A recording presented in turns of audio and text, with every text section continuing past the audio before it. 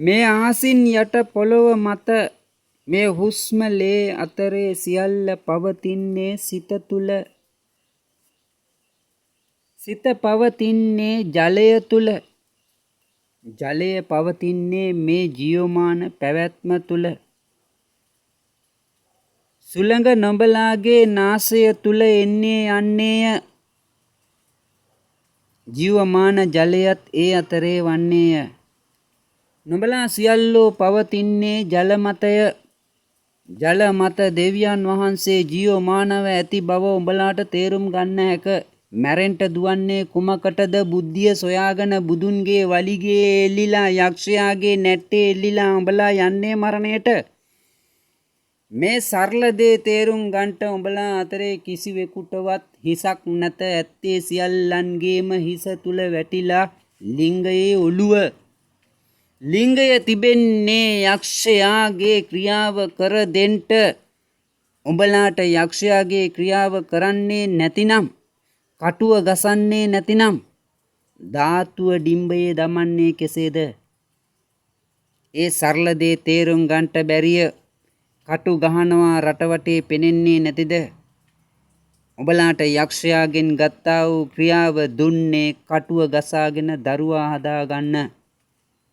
දෙවියන් වහන්සේ උඹලාගේ ඔය වර්ධනය ගැන පෙන්වා දී ඇත. උප්පත්ති පොත බලාපල්ලා නොබලා මුහුදේ වැලි මෙන් වන්නේය කියා ඇත.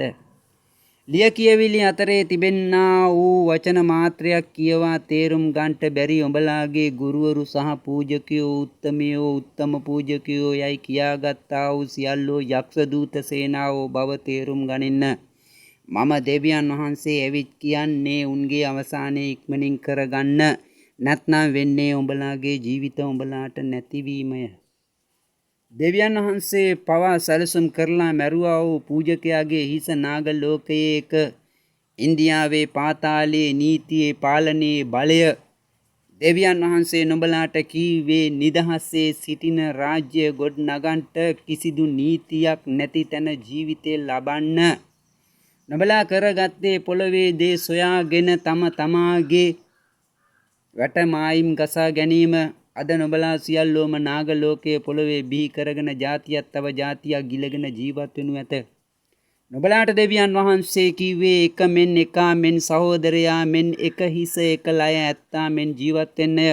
නුඹලා ಜಾති ભેද කුල ભેද ආගම් ભેද නිකා ભેද හදාගෙන ඉන්දියාවේ නාග ලෝකයේ පාතාලයේ සියලු මාර්ග උඹලාගේ හිස මත වපුරාගෙන ඉපදී රැවටි විනාශ වී ඇත.